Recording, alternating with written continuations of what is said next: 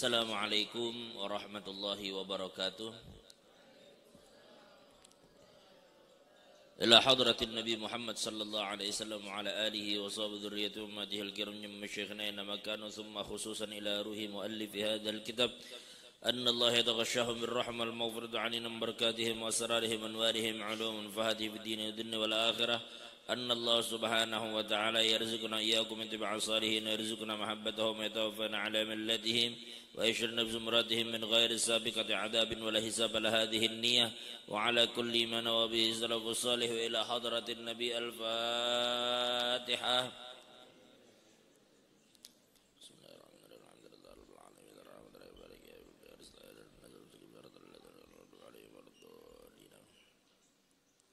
Bismillahirrahmanirrahim. Alhamdulillahi rabbil alamin. Wassalatu wassalamu ala asyrafil anbiya'i wal mursalin sayyidina Muhammadin wa ala alihi wa sahbihi ajma'in. Qalu subhanaka la ilma lana illa ma 'allamtana innaka antal alimul hakim wa la hawla wa la quwwata illa billahil aliyyil azim. Rabbi shrah li sadri wa yassir li amri wa hlul 'uqdatam min lisani yafqahu qawli. وقال المؤلف رحمه الله تعالى ونفعنا به وبعلومه في الدارين آمين. بسم الله الرحمن الرحيم.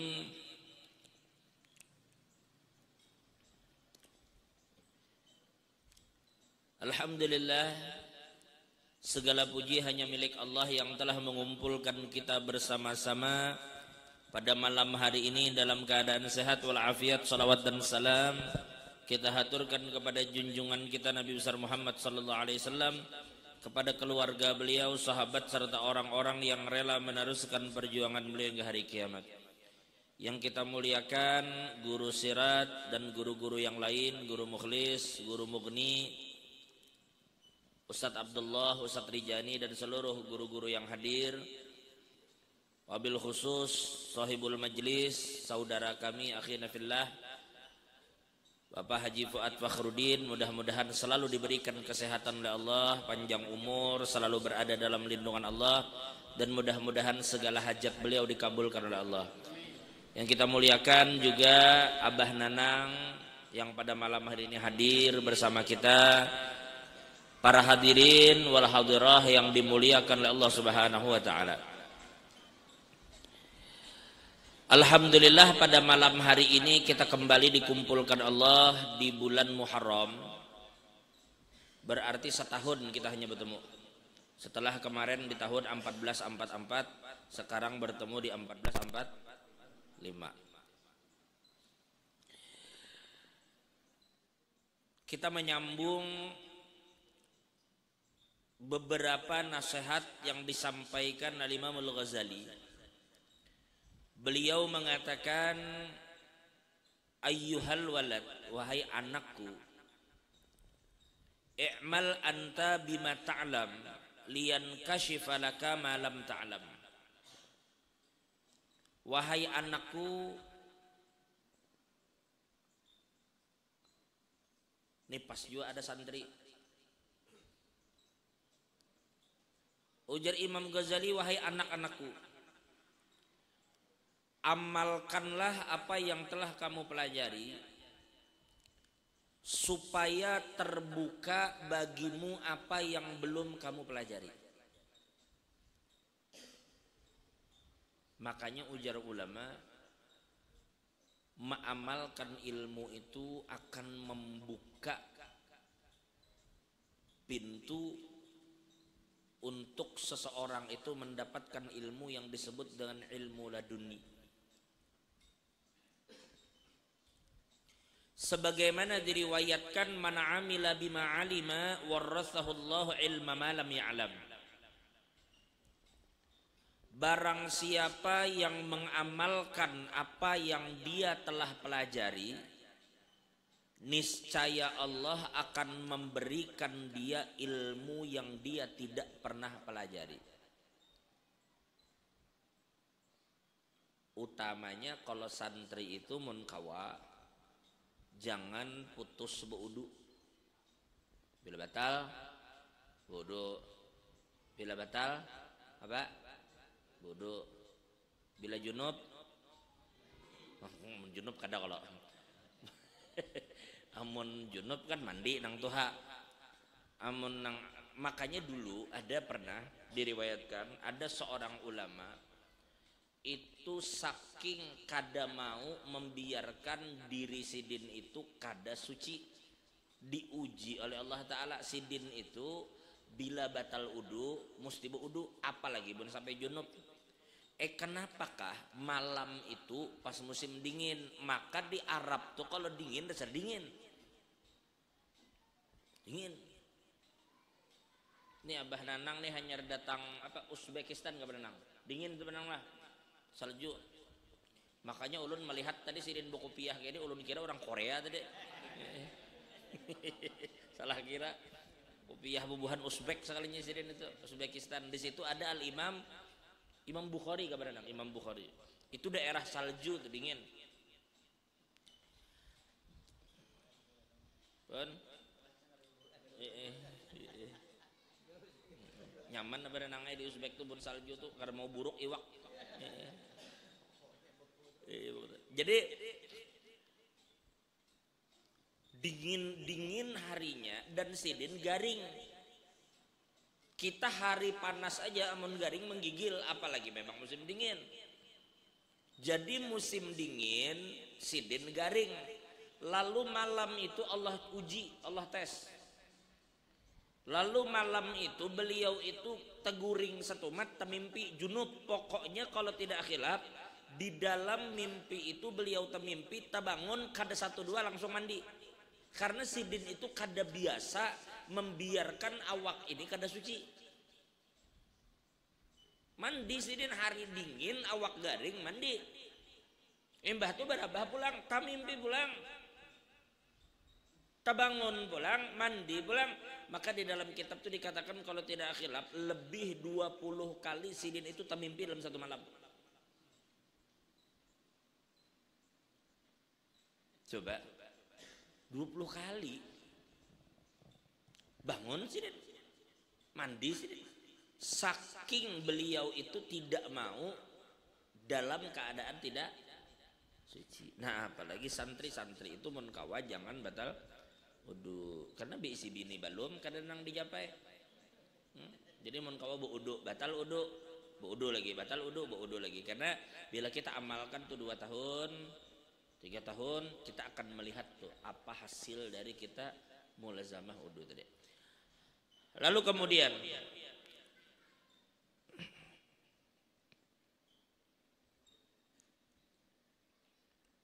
wabillahi dan demi Allah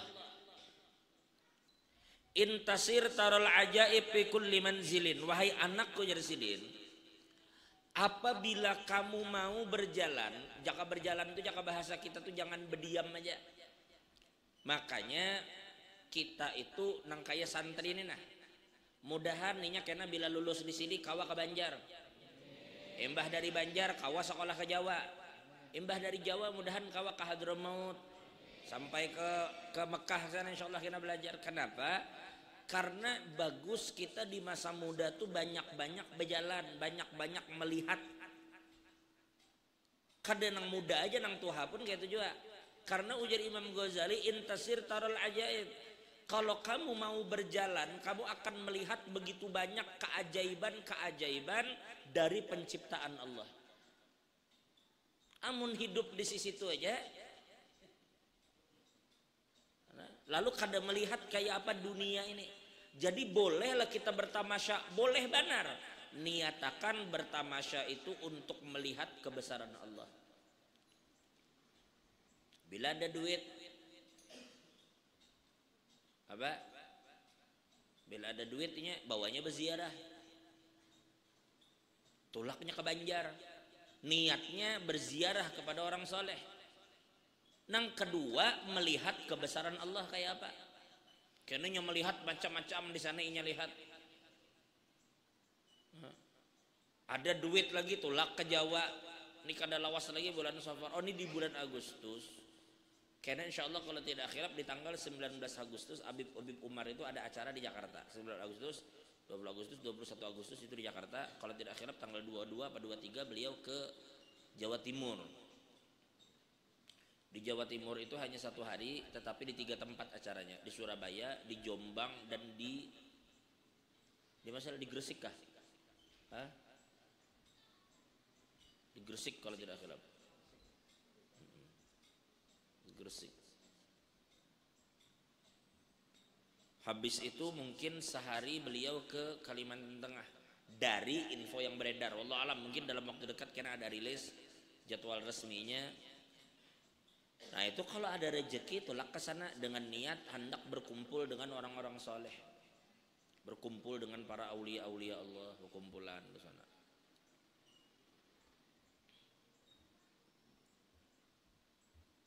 Sepa itu kalau tidak khilaf sudah masuk safar tuh.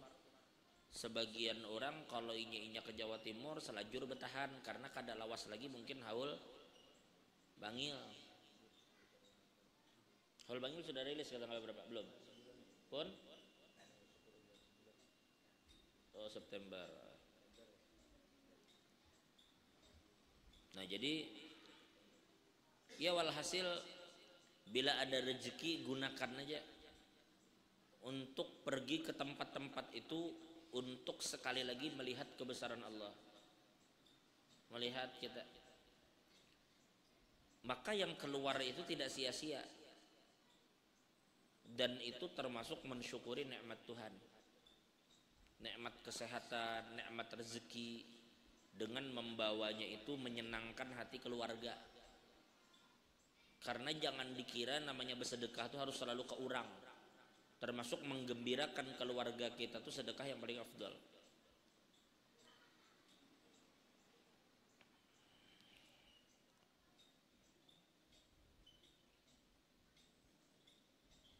Inya itu tulah kita sudah sering sampaikan. Perkara-perkara itu tuh nya kena baano aja. Orang tulah awalnya nya ketujuh berziarah seputaran Samarinda aja. Kenanya ke Tenggarong, kenanya ke Kota Lama. Maka orang nang rancak berziarah kayak itu akan maulah inya bisa berziarah ke tempat lain yang lebih jauh.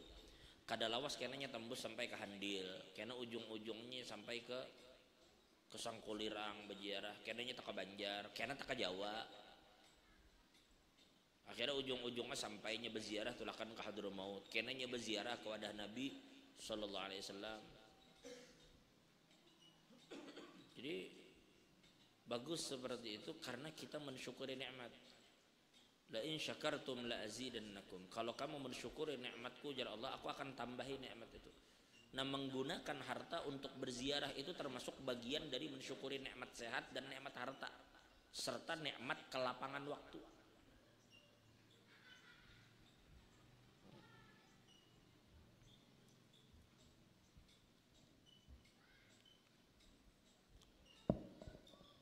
Terserah aja kemana, atur aja.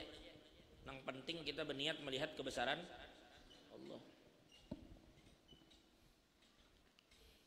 Hendak ke Kolombia sana kah? Menziarahi Pablo Escobar.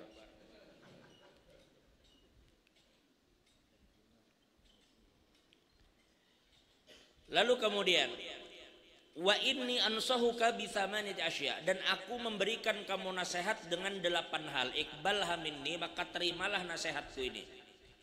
Kapan lagi kita Imam Ghazali menasihati?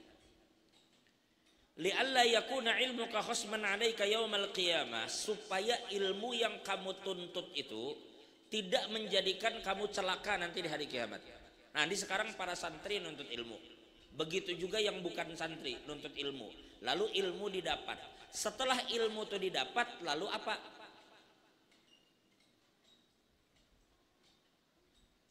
Apa ujar bahasa orang wahin itu apa? Next what atau what next kah? Lalu apa gitu? Apa bahasa Inggrisnya? Apa bahasa Inggrisnya?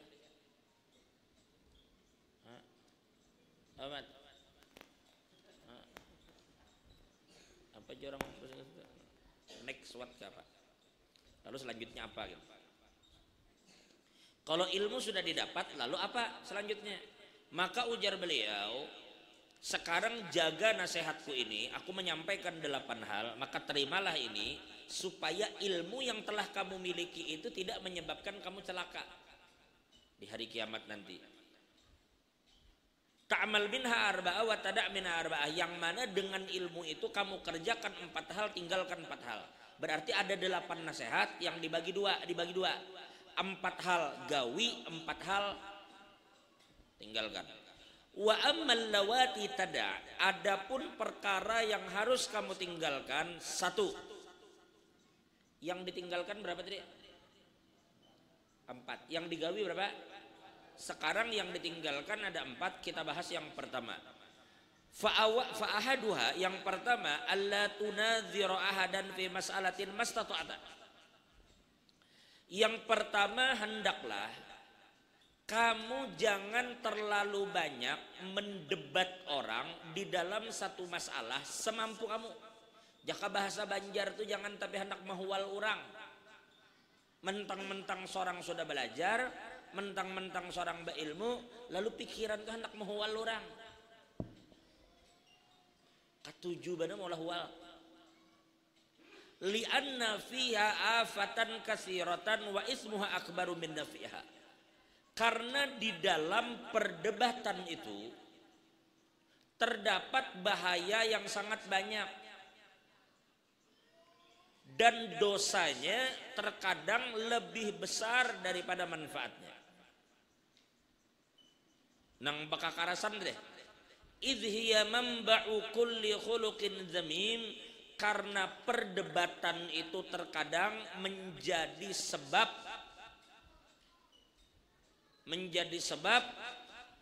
segala perbuatan atau akhlak-akhlak yang tercela.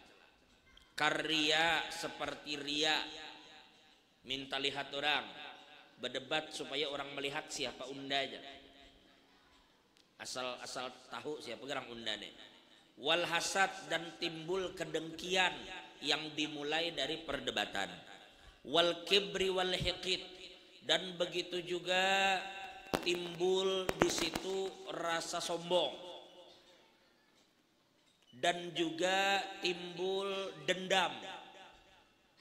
Amun menang sombong, lamun kalah sangkal.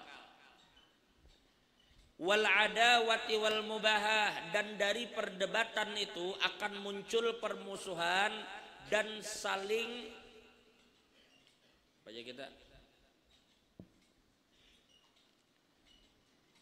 membanggakan diri. Bila menang inya bangga, bila kalah inya sarik. Naam, law waqa'a mas'alatun bainaka wa baina syakhsin aw qaumin wa kana iradatuka fiha an tudhhiral haqqa wa la tudayyi' jazal bahath. Ujar Imam Ghazali, oke. Kalau memang kamu harus berdebat jika terjadi satu masalah antara kamu dengan suatu kelompok, dan ketika itu kamu ingin menunjukkan mana yang benar. Ulun ulangi, jika terjadi perselisihan antara kita, antara ulun lawan Abah Nenang misalnya, atau ulun lawan Pian, ada sesuatu yang kita berselisih, lalu ulun ingin menunjukkan kepada Abah Nanang mana yang benar. Jika memang tujuannya seperti itu, maka perdebatan itu boleh terlaksana. Tetapi kita ulang lagi lah, bolehlah perdebatan tadi dilakukan? Boleh kakak? Boleh jika apa? Jika perdebatan itu diniatkan untuk menunjukkan. Tapi bujurkah kita nih berdebat untuk menunjukkan kebenaran? Nah, itu alamatan, ada 2 tanda. 1, alla tufarriqa baina ayyan kashifal haqqu ala lisanika aw ala lisani ghairika. Yang pertama, kalau ulun nina niat bujur hendak menampakkan kebenaran, maka harusnya ulun tidak peduli. Kalau memang tujuan kita mencari kebenaran, maka kita ini harus siap menerima apakah kebenaran itu keluar dari muntung ulun atau dari Abah Nanang. Kalau dari awal keinginan ulun adalah supaya Abah Nanang nih harus mengumpati ulun, maka ini boleh jadi ada yang salah di dalam niatnya ketika berdebat. Karena jika memang niat berdebat itu mencari kebenaran, harusnya nya kada peduli. Kalau memang nang disampaikan Abah Nanang bujur, inya kada segan-segan untuk mengumpati Abah Nanang. Itu tanda bahwa niatnya benar dalam berdebat. Ternyata dalam perdebatan inya kalah dan argumentasi Abah Nanang memang bujur. Makanya kada segan-segan mengatakan Abah Nanang ulun umpat pian. Satu. Nang kedua, wa ayyakunal bahthu fil khala'i ahabba ilaika min ayyakuna fil mala'.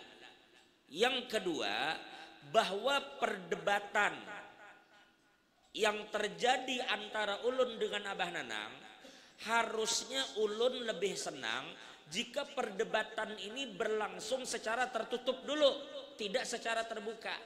Tetapi faktanya hari ini, bila ada debat lalu pikiran ayo kita debat terbuka, apa tujuan dari debat terbuka itu? Yang ditakutkan lahir penyakit yang tadi, riya, supaya orang melihat, supaya orang kagum, timbulan kena.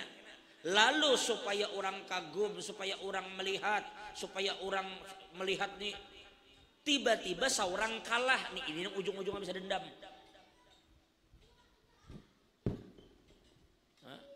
Kada sesuai lawan perkiraan BMKG. Jorong ini apa? Tidak sesuai prediksi BMKG. Perasaannya bakal menang, sekalinya kalah lalu sangka lehat ya. Nah, jadi orang yang benar di dalam niat mencari kebenaran, nya kada peduli hendak debat ini dilakukan terbuka atau tertutupnya kada masalah. Tidak ada obsesi ingin selalu terbuka dan diketahui orang banyak. Jelas lah? Hah? Jelas kah?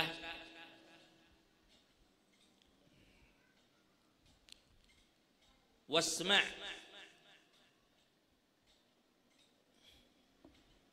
inya anu lah para jamaah. Nang kaya zaman sekarang di media sosial di, kalau kita hendak umpati yang orang bebahas-bahasan sada habisnya. Dan setiap orang itu pasti berkubu-kubu. Makanya jangan heran apabila ada orang besar didebat oleh orang kecil, mereka kada meladeni. Bukan berarti mereka kalah, bukan berarti mereka lari, takut. Terkadang orang-orang itu mereka tidak mau membuang-buang waktunya dengan perkara-perkara yang sia-sia. Terkadang orang membahas sesuatu itu tidak selamanya untuk mencari kebenaran. Ada yang faktornya itu karena kedengkian. Maka apakah dengan perdebatan masalah akan selesai? Belum tentu. Dulu Imam Malik itu pernah didatangi orang dan dibawai orang berdebat. Ujar orang itu, wahai imam, ulun nih kada sepakat dengan pian dalam satu masalah, ayo kita berdebat. Ujar Imam Malik, aku jar sidin yakin dengan masalah itu sudah, sehingga aku jar sidin merasa kada perlu ada perdebatan. Ujar orang itu, jangan, ayo kita berdebat. Ulun hendak menunjukkan ini na argumentasi ulun. Kayak ini aja jar Imam Malik dah. Kalau kita berdebat, sekalinya aku menang, kayak apa jadi Imam Malik? Mun kita nih berdebat menang aku kayak apa? Ujar orang itu, kalau pian menang ulun umpat pian. Tenang aja, bila kita berdebat ulun kalah ulun umpat pian. Kalau kayak itu jadi Imam Malik, kalau aku kalah bang, kalau pian kalah pian umpat ulun. Sesimpel itu. Bila pian menang ulun umpat pian, bila pian kalah pian umpat ulun. Ujar Imam Malik, kalau begitu anggap aja aku kalah. Anggap aja aku kalah.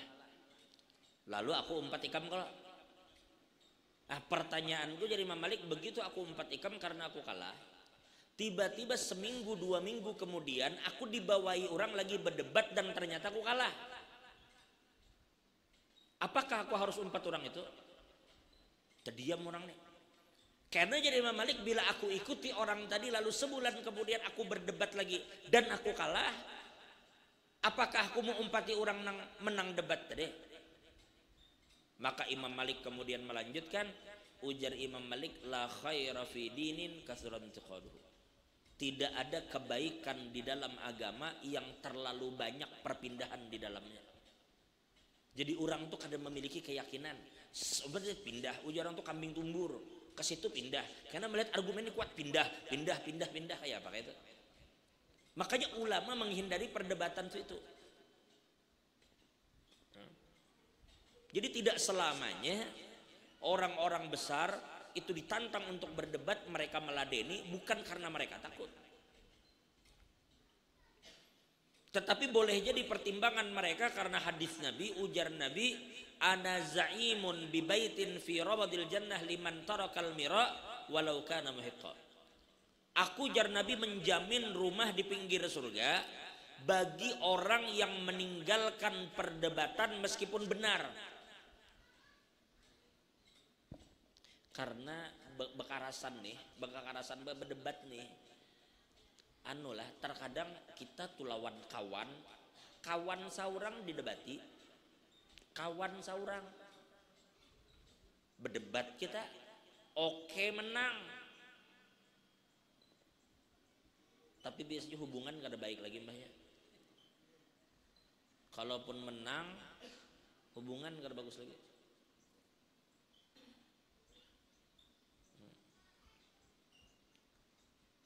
Ada banyak cara kok untuk menyampaikan kebenaran itu.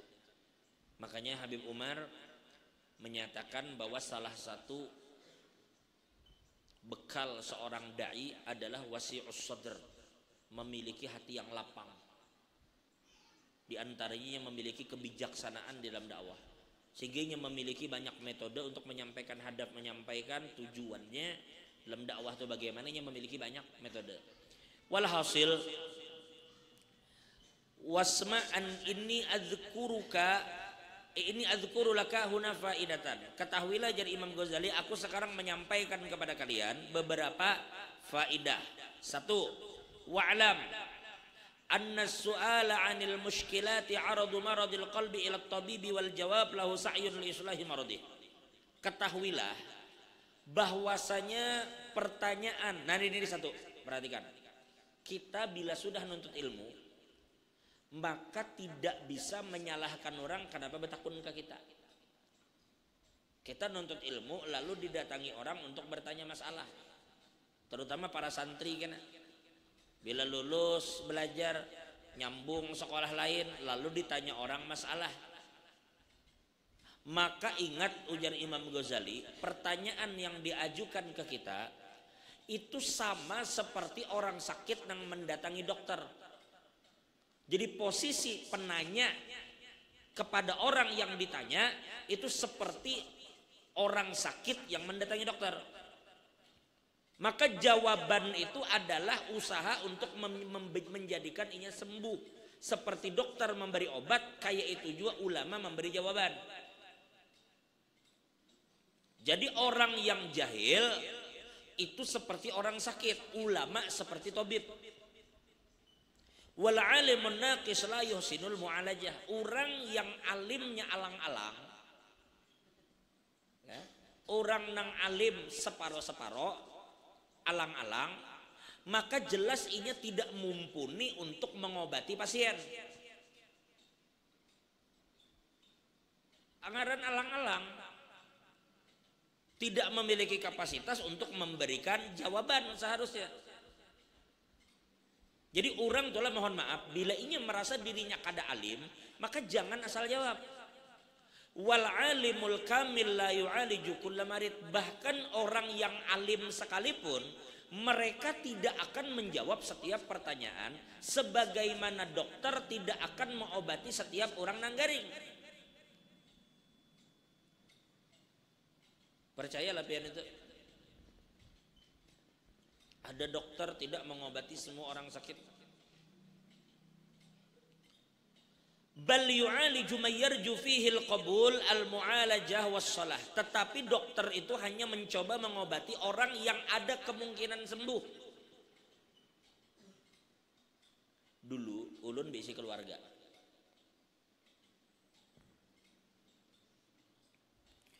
Orang ini dulu dirawat di rumah sakit. Lalu oleh dokter disuruh bulik. Kenapa? Karena harapan sembuh versi dokter kada lagi. Maka dokter nyuruh bulik untuk berkumpul aja keluarga supaya mengisi waktu terakhir itu lawan keluarga. Ini kalau dipikir-pikir bukan dokter kada mau mengobati, tetapi menurut medis sudah berat untuk diobati. Maka dokter tidak menghabiskan waktu untuk mengobati ini.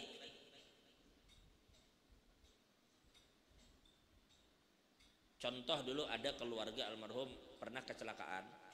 Ketika dibawa ke dokter itu posisinya sudah kada sadar. Nah kita ngaran orang awam itu kan mendesak lawan orang nang di UGD. Coba pang nih beri tindakan operasi ke apa. Ternyata ujar mereka tidak begitu pak. Kita kada bisa asal. Harus di-scan dulu. Harus ini dan itu. Hasilnya apa? Serahkan ke dokter yang kompeten. Kada wani juga dokter UGD. Ada dokter khusus kena. Dokter khusus membaca hasil scan, hasil ini dan itu, ronsen segala macam. Kesimpulannya ujar dokter orang ini otaknya sudah mati. Dan kada ada hasil apa-apa seandainya dioperasi. Maka mereka kada operasi. Padahal kalau dilihat-lihat dari alat hidup masih. Tetapi bahasa dokter otaknya sudah mati. Berarti tinggal menunggu organ lain kada berfungsi lagi. Sampai ulun bepadar John kalau kayak itu bawa pang ke ruang ICU ujarnya kada kawa karena dengan membawa ke ruang ICU boleh jadi meninggalnya ini di jalan dari UGD ke ICU. Maka mereka menolak untuk memberi tindakan lebih jauh karena versi mereka ini kada mungkin lagi sudah bisa disembuhkan. Artinya bukan mereka kada mau mengobati, tapi bujur ujar Imam Ghazali bahwa dokter itu tidak mau menghabiskan waktu untuk mencoba mengobati sesuatu yang kada mungkin sembuh.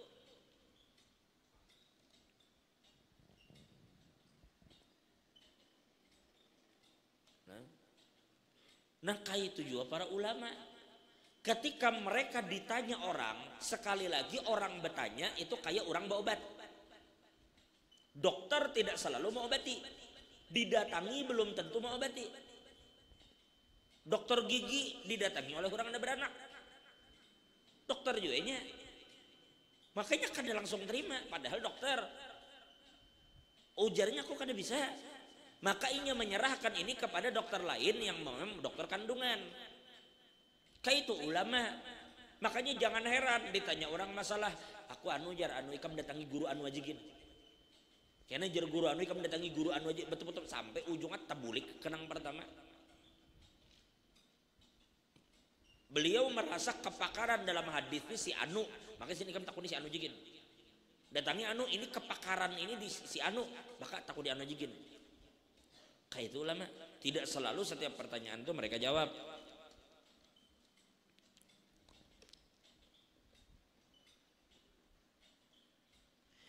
In kanatil illatu muzmina aw aqiman la taqbalul illat fa hadha qatut tabib fihi ay yaqula hadha la yaqbalul illat fala tashtagil bi mudawatihi li anna fiha tadhi'al umur. Seperti orang yang memiliki penyakit mandul atau bebinian yang monopos. Bebinian ini sudah monopos, datang ke dokter, dok bari ulun obat supaya hamil. Kayak apa tuh guru Malis?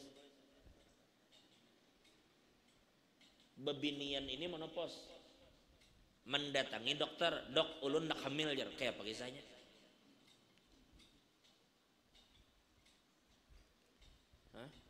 Maka dokter mengatakan hadza la yaqbalul, ini kada mungkin diobati. La yaqbalul ilaj, kada bisa diobati. Fala yashtaghilu bimudawatihi, maka dokter itu tidak akan menyibukkan diri untuk mencoba mengobati. Kayak mana diobati? Li anna fihi tadhi'al umur, karena dengan mencoba mengobati itu menghabisi waktu.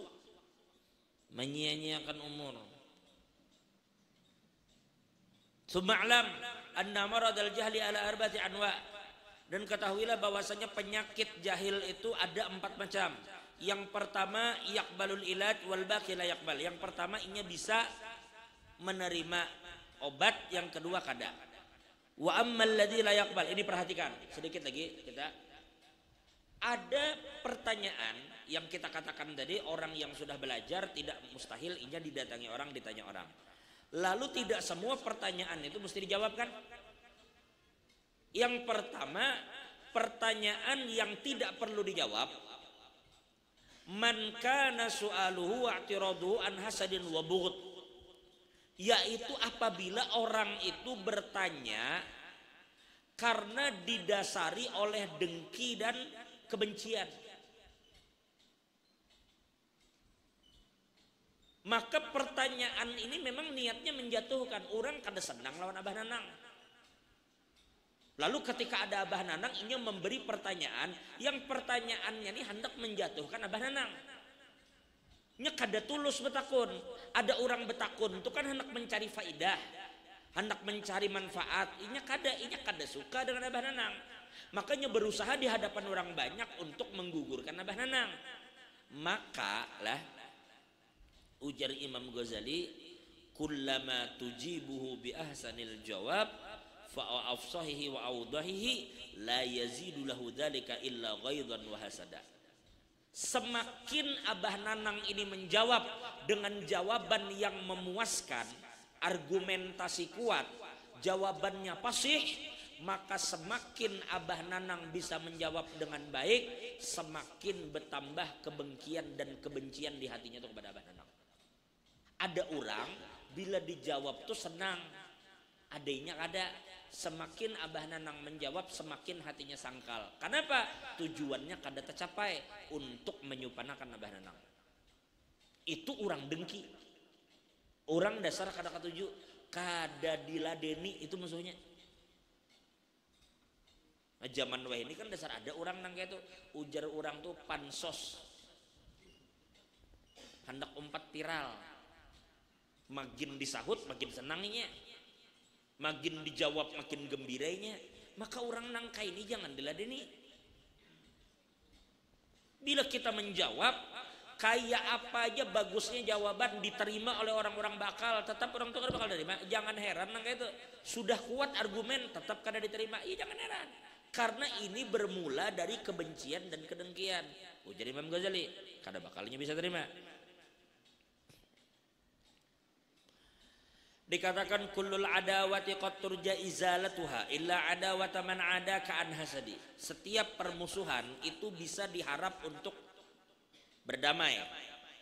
Setiap permusuhan yang terjadi, maka permusuhan itu bisa diharap perdamaiannya, kecuali permusuhan yang didasari oleh kedengkian.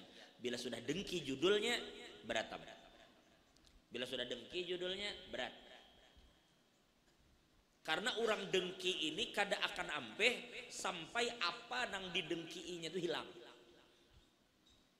Bila pian sukses sampai pian gugur, itu orang dengki macam itu.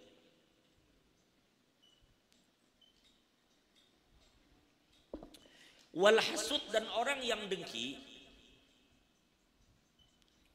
bikulli ma yaqulu wa yaf'al yuqidun nara fi zari amali wa huwa ghafil. Dan orang yang dengki itu, baik inya berkata atau bersikap, maka semua sikapnya dan perkataannya itu sama seperti orang yang menyalakan api di kebun amalnya.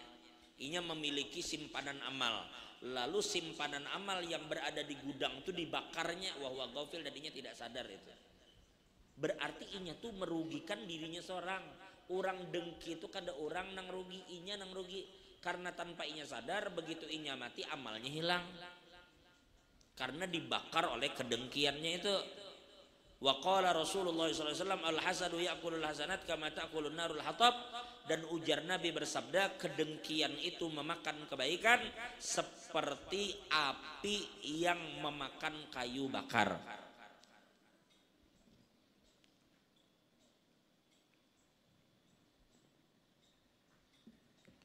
Wasani, dan yang kedua, antakuna illatuhu minal hamaqah.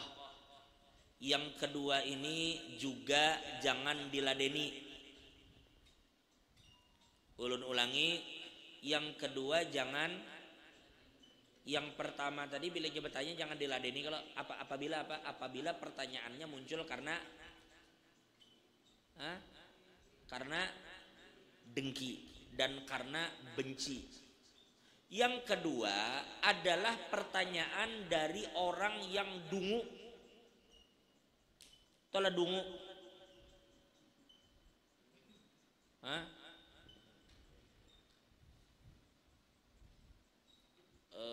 Amun bungul itu mungkin masih kurang lebih. Apalagi lah. Tambuk. Tambuk tuh mun hintalu, amun hintalu tuh tambuk dasar kado kado apa baik. Makanya hintalu tambuk ya Allah. Hintalu tuh kalau sudah tambuk dimakan kadakawa diharami kadakawa dibuang mana li musuhnya. Ini bukan perkataan kasar tapi memang orang menyebut hintalu tambuk. Hintalu tambuk tuh dasar kada ada manfaatnya sama sekali. Itu musuhnya dasar dibuang. Dimakan kadakawa diharami kada bakal jadi. Busuk sudahnya. Maka apabila ada orang dungu bertanya, maka musuhnya jangan dijawab ya. Karena Nabi Isa berkata, "Inni ma ajaztu an ihya'il mauta wa qad ajaztu an mu'alajatil ahmaq." Aku jar Nabi Isa tidak kesulitan. Aku ini tidak kesusahan untuk mengobati dan menghidupkan orang yang mati. Aku jar Nabi Isa menghidupi orang mati itu bisa. Tetapi aku jar Nabi Isa kada kawa mengobati orang bungul. Oh, Nabi Isa tuh tak undur dapatnya orang bungul. Ada kawanya Nabi Isa diobati itu buhan dungu.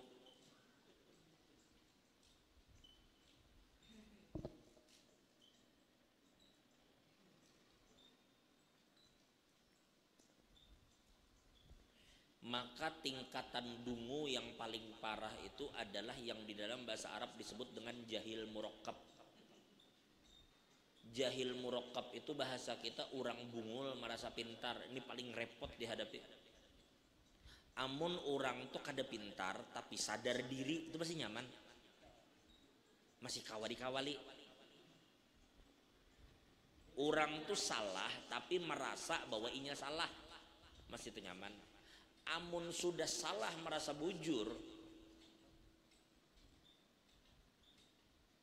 kada pintar merasa pintar, wah repotan.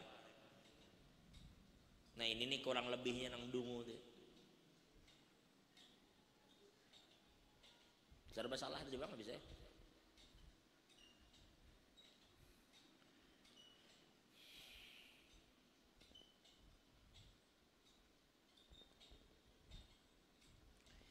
Yang dimaksud dengan orang yang dungu tadi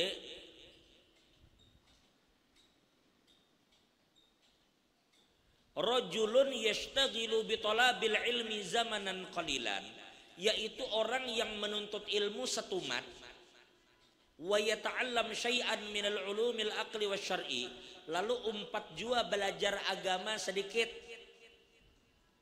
wa ya'taridu min hamaqatihi 'ala al-'alimil kabir al-mumdi umrahu min al-ulufil ulumil aqli wa syar'i, lalu dengan bermodal ilmu sedikit mencoba membahas orang alim ganal nang seumur hidup menghabiskan waktu lawan ilmu dan amal.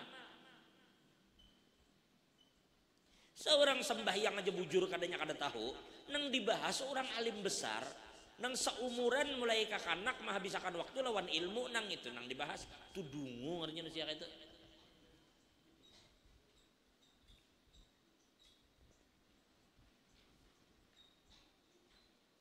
Wa hadzal ahmaq la ya'lam, dan orang yang dungu ini tidak sadar. Wa yadhunnu anna ma ashkala alaihi wa aidan mushkilun lil alimil kabir. Inya merasa apa nang sulit bagi inya sulit juga bagi si alim.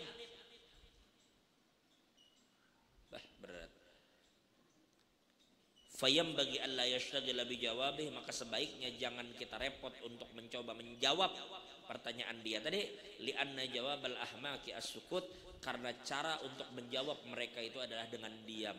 Nah jadi apabila ada orang ilmu kada seberapa mencoba untuk mendebat orang alim besar, lalu orang alim itu berdiam, maka jawaban orang alim itu adalah dengan diamnya mereka.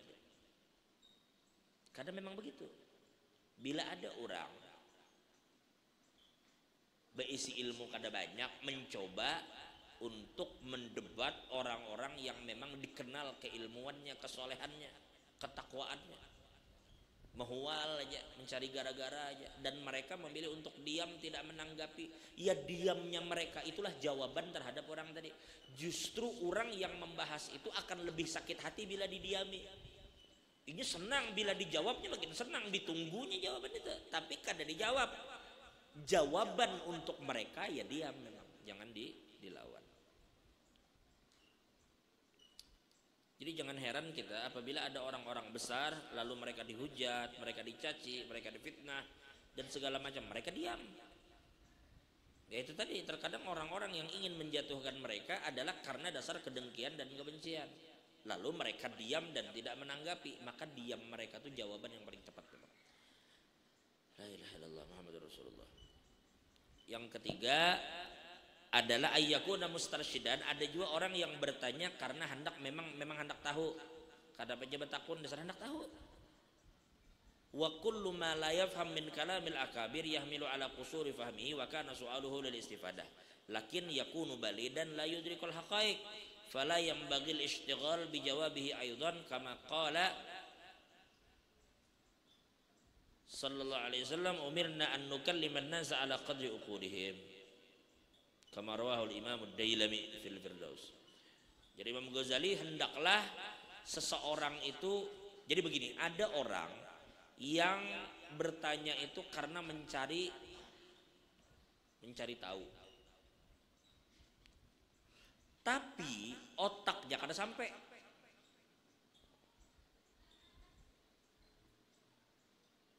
Dasar hendak tahu. Hanya 5 hari bertobat. Hanya 5 hari bertobat. Mbah bertobat rajin ke majelis. Lalu bertakun, guru, apa gerang yang dimaksud dengan qutbuz zaman? Dan bagaimana caranya orang mendapat derajat kutub itu? Wah, rasa menjawab orang tuh hanya bertobat 5 hari, membaca Quran kada bujur lagi, nang dibahas masalah abdal, autat, kutub, nyanyuk ini nang kadinya gini nyanyuk. Maka ujar dikatakan oleh Imam Ghazali, maka jangan juga kita repot untuk menjawab. Karena kita disuruh untuk berbicara dengan orang itu sesuai kemampuan otak orang menerima. Nah, jadi sampai di sini kita stop dulu. Insyaallah kita lanjutkan karena simpulannya sampai di sini ada poin pentingnya adalah kallimun nas ala qadri uqudihim. Berbicaralah dengan orang itu semampu otak orang itu menerima. Karena bila kada pun kita akan membuang waktu. Ini salah satu siasat dalam dakwah. Contoh, kita dalam berdakwah itu usahakan menggunakan bahasa ringan yang orang bisa pahami. Kalau kada waktu terbuang. Contoh, ada anak KKN. KKN enggak mangannya nang KKN apa nang lah nang kuliah tuh. Kuliah kerja nyata. Datang ke kampung nang memang kampung bujur, lalu melakukan sosialisasi di hadapan bubuhan nenek-nenek, misalnya menjelaskan tentang penyakit gula darah, misalnya anak-anak KKN nih menjelaskan bahaya penyakit gula darah, dikumpulkan bubuhan nini nang hari-hari gawiannya itu behuma, hari-hari gawian ini apa, betani. Lalu bepender ini setelah dijelaskan panjang lebar, nenek-nenek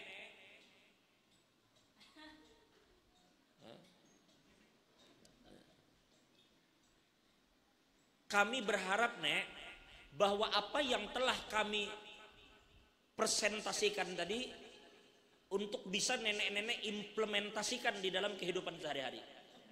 Ini teungut sidin. Nah ngapa aja sidin ujarnya tadi? Han ini memilih kata aja padahal. Nenek-nenek, tolong nek. Apa yang kami presentasikan tadi, tolong nenek-nenek implementasikan di dalam kehidupan nenek-nenek sehari-hari. Sidin bingung, kenapa tadi cuy Sidin? Sebakul nasi ya Sidin. Orang implementasikan. Sidin bingung sebakul nasi ya Sidin.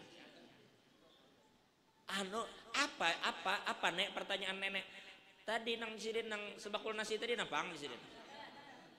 Oh itu nek maksudnya tolong apa yang telah kami presentasikan, apa yang telah kami sampaikan nek. Oh sampaikan aja Sidin. Nang sebutingnya pang napa Sidin? Nang wasi-wasi tadi Sidin. Oh itu nek tolong diimplementasikan. Napa itu Sidin? Maksudnya tolong apa yang kami sampaikan ini nenek aplikasikan. Aplikasi nang apang Sidin? Lalu ada nang manu nek maksudnya tadi nang kami sampaikan ke pian, tolong pian gawi, gawiyah gitu. Han berapa waktu terbuang untuk menjelaskan kalimat yang sedikit paham. Padahal apa ngalihnya bepandir dari awal nek nang kami sampaikan tuh mun kawa gawi nek lah. Nah ini maksudnya untuk berbicara dengan orang itu sekedar kemampuan orang untuk kawa menerima. Kalau kada tadi ulwakat membuang waktu kita.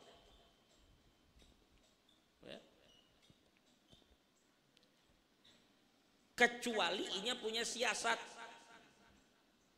untuk menjadikan orang ingat, bisa juga kayak itu. Nabi Muhammad pun terkadang bisa begitu menyampaikan sesuatu. Ujar Nabi, idza marartum biriyadil jannati farta'u. Lalu sahabat bertakun, apa itu riyadul jannah? Itu membuat penasaran. Oke kalau kayak itu. Akhirnya menggunakan kalimat asing sengaja, tetapi kita tahu bakal ada feedbacknya, bakal ada ada responnya. Bila ini bakal merespon, berarti ini bakal memperhatikan. Oke, tapi kalau kada, intinya pian harus lebih bisa mengetahui audien nang dibawahi bapandir.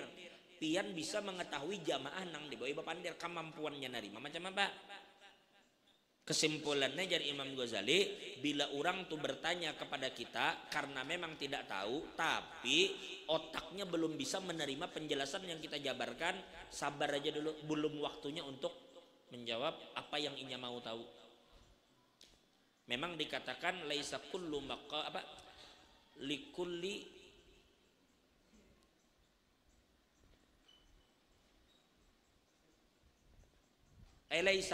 laisa kullu qaulin yuqal wali maqamin walikulli maqamin rijal. Tidak semua perkataan itu harus disampaikan. Karena setiap strata, setiap makom itu ada orangnya masing-masing. Jadi tidak setiap orang itu bisa disampaikan dengan bahasa yang sama. Terkadang penyampaian kita temanya sama, tapi cara menyampaikannya kita harus memilih. Ketika kita menyampaikan ke kalangan para akademisi, kayak apa cara menyampaikannya? Menyampaikan ke kalangan mahasiswa, kayak apa? Menyampaikan ke jamaah umum, kayak apa? Menyampaikan ke santri, kayak apa? Pembahasannya sama, tapi perkataan atau bahasa yang kita gunakan mesti terkadang berbeda sebagai siasat untuk menyampaikan itu tadi. Wallahu a'lam bishawab. Karena yang paling penting adalah sampainya. Tetapi sampai ini tidak boleh tidak memperhatikan metode. Contoh, apabila ada bayi yang hendak dimakani daging karena kita hendak mengambil manfaat dari daging itu, maka kada boleh daging untuk kita potong kecil-kecil dimakankan ke bayi, mati anak orang. Anak orang itu baru umur 9 bulan, kada bisa makan daging. Kita bari makani daging ketulangan anak orang, mati anak orang. Maka ada cara untuk memberinya daging, kayak apa? Diulah bubur. Diberi juga yang dimakan abah nanang nasi dengan daging, nang dimakan anak ini nasi juga lawan daging, tapi cara menyampaikannya kada sama. Abah nanang bari ja daging nang nasinya hendak karau kah? Kada apa-apa abah nanang. Tapi nang bayi ini kada kawa caranya sama. Maka pilihkan cara nang menjadikan ini sampai dan bermanfaat bagi mereka, bukan sesuatu yang akhirnya memudorotkan mereka karena bahasa kita. Tapi ada memang Allah itu mengaruniakan kepada sebagian orang yang dipilih beliau untuk menyampaikan perkara berat dengan bahasa ringan, banyak juga. Di antaranya almarhum Abah Guru Sekumpul itu banyak sekali beliau itu terkadang menyisipkan perkara-perkara yang sebenarnya berat untuk disampaikan oleh sebagian orang, tetapi beliau bisa membungkusnya itu dengan bahasa yang ringan. Itu salah satu kelebihan yang Allah beri kepada beliau. Yang disampaikan ini sebenarnya tidak ringan, tetapi cara menyampaikannya ringan, lalu masuk kepada orang yang disampaikan. Nah, itu karunia yang Allah berikan kepada beliau. Walhasil, mudahan Allah mengampuni dosa kita, Allah tutup segala aib dan kekurangan kita. Dan kita berataan yang hadir ini mudah-mudahan diberikan kesehatan, keafiatan oleh Allah. Dan ingat tadi kesimpulan kita yang pertama, ujari Imam Ghazali, amalkan ilmu nang didapat. Yang kedua apa? Berjalanlah untuk melihat kebesaran Allah. Ke Banjar, ke Jawa, ke Hadrumut, berumroh, berhaji. Bila berumroh kena mudahan kawa berumroh berataan insyaallah. Lewat PT Tisaga kan insyaallah. Jadi ini pengajian selajur endorse juga jadinya. Artinya Allah Ta'ala bila menghendaki pian tulak, itu caranya kada kawa ditangguh. Orang berucap aku kada ada duit bla bla bla, ujung-ujungnya tulak, duitnya kada keluar. Itu bisa terjadi. Jadi tugas kita berusaha. Bahaji ulun nak bahaji, mudahan kawa tulak. Tugas kita berikhtiar. Sekarang daftar aja belum. Bila memang hendak bahaji, minimal kumpulkan duit daftar. Ulun lagi kakanak dilajari abah, ujar abah Ahmad Jaini ikam ambil kaleng minyak. Abah melajari itu kaleng minyak. Setelah ini ulun baru sadari bukan kaleng hongguan, kaleng minyak.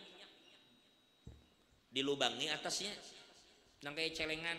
Ujar abah bila ikam ada sisa-sisa duit beli sekolah, tabung situ, niatakan pasang bahaji duit nih. Namun dipikir-pikir duit sangu sekolah berapa puluh tahun untuk kumpulnya kawa tulak. Tapi ini kan hanya bagian dari ikhtiar. Berarti bujur dasar ada keinginan nak tulak. Tabung jisidin. Tunjukkan lawan Tuhan bahwa kita dasar bujur hendak tulak tuh dasar bujur hendak tulak. Bukti hendak tulak nih nabung nah. Dan jabah jangan dibongkar-bongkar tabungan tuh. Pada akhirnya Allah melihat kasihan Tuhan, bisa jadi Allah tulakakan duit ini bisa kada tergatuk. Pernah lah mendengar kisah manjada wajada. Kayak apa kisahnya? Itu kan kisah ya, wallahualam itu kan kisah, sekedar kisah. Cuma ada hikmah di kisah itu. Kisahnya asal muasalnya itu ada orang susah miskin. Suatu hari terlihat anak raja nang bungas. Ini nih ngaran tinggi mimpi daripada awak. Melihat anak raja lewat naksir. Lalu bawani tulak ke wadah raja. Inya miskin, makan hari-hari jangan leh hendak manui anak raja. Raja pun tahu ini orang susah. Sesampainya wadah raja, ulun hendak melamar anak pian. Coba mana susah kartu dibasa pulang. Lempeng aja datang-datang. Raja, aku hendak melamar anak pian. Terima kakak aja. Raja jangan tahu sopan santun. Ujar raja, mohon maaf. Aku jaraja ada orang kepengen hendak dia melamar anakku, cuma belum bang melamar. Kayaknya ini tuh kepengen melamar anakku, kayak saja membawa ajar mutiara banyak. Ikam jasidin bila hendak juga supaya aku nyaman menolak lawan nang itu. Padahal sebujurnya raja tuh hendak nolak nang ini. Sebujurnya raja tuh hendak nolak ini. Tapi cari bahasa aku supaya nyaman zin menolak lawan si anu. Ikam carikan jasidin menkawa mutiara seember. mutiara seember supaya aku kena ada alasan lawan anu ada ikam nang memberi mutiara lebih banyak ikam nang ku terima padahal sebujurnya sini nak nolak nang ini kayak apa mencari mutiara seember nang ada lelaki tadi kasihan mana susah kada tahu dibasa separuh bungul ada juga tapi inya bermodal tekad tenang aja hon ngalihai nusiani kadang-kadang bila terlalu pintar kebanyakan berpikir pulang nang kaya inya nih mantap jawaban memang kada tahu kada berpikir-pikiran lagi ujarnya tenang aja raja itu urusanku pian tahu beres saja tunggu kena ulun bawakan pian mutiara seember tulak ke laut kada satu dua lagi ngaran kada tapi pintar juga kasihan tulak ke laut ini kan kisah aja jadi kada ada juga sosok orangnya tuh kada ada juga kada menyambat tidak kisah kan datangnya ke laut ambilnya baju tar timbanya buangnya ke belakang tar timbanya dibuangnya ke belakang kisahnya nih aku hendak mengaringi laut jadi bila laut karing tinggal cari ikerang kuyak ambil han nyamannya berpikir nyamannya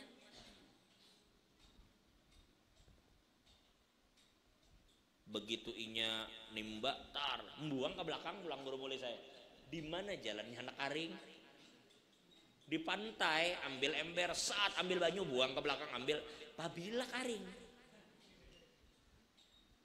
jadi kisahnya iwak melihat ujar iwak napa nusia tuh jar siang malam kada bebudikan ngolah posko di situ jadi kawan nang saya gawat jarak kawan bahaya kenapa imun ini pinanya lelaki ini cangkal benar inya hendak mengaringi laut ujar kawan nang saya kenapa inya hendak mengambil mutiara di laut ini hendak dibariakan anak raja bahaya kita lamun inya menimba terus karing kita rupanya iwak jadi separuh bungul juga pulang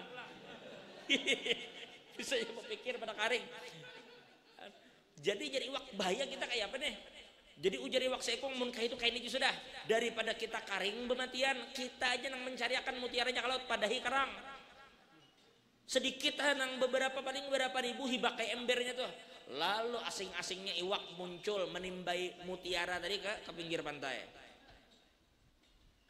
sampai hibak seember imbah hibak seember berjalan lelaki tadi hanjar buhannya hanya ku ancam takutan jar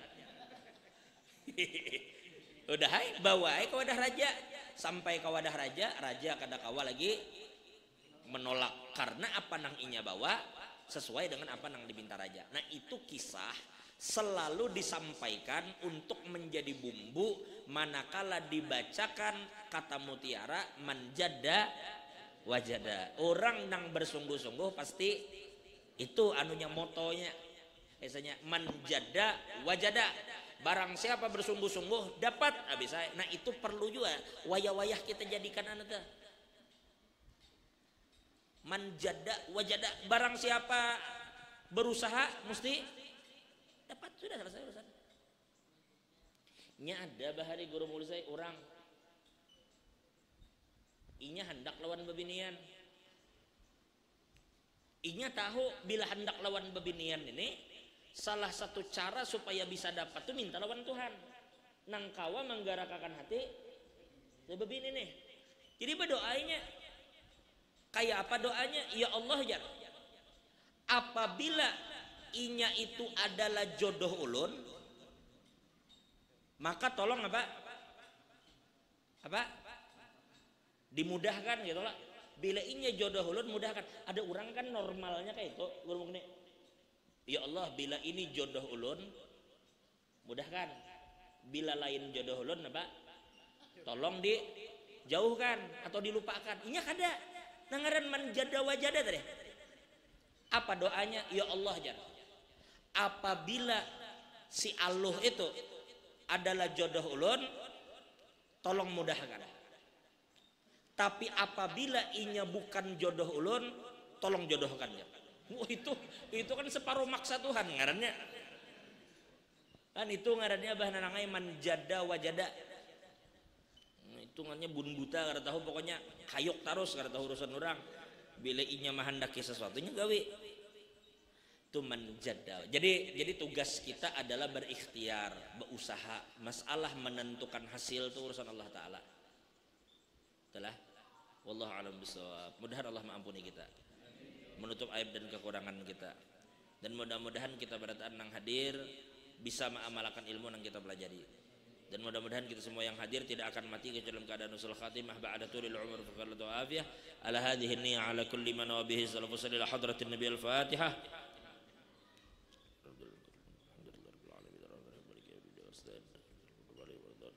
Amin ya Allah ya rabbal alamin. Alhamdulillah rabbil alamin. Wassalatu wassalamu ala asyrafil mursalin sayyidina wa nabiyyina maulana Muhammadin wa ala alihi washabihi wa mustar'iyun wa mu'allimina alladhi barakati ulumi manna. Allahumma jal jamana jam'an marhamatan barakatan min ba'di darkan ma'sum al-jal fi nawla minna wal mushrikin wal mahruma. Rabbana atina fid dunya hasanah fil akhirati hasanah wa qina adzabannar. Sallallahu alaihi sayyidina Muhammad wa ala alihi. Alhamdulillah rabbil alamin. Taqabbalallahu minkum.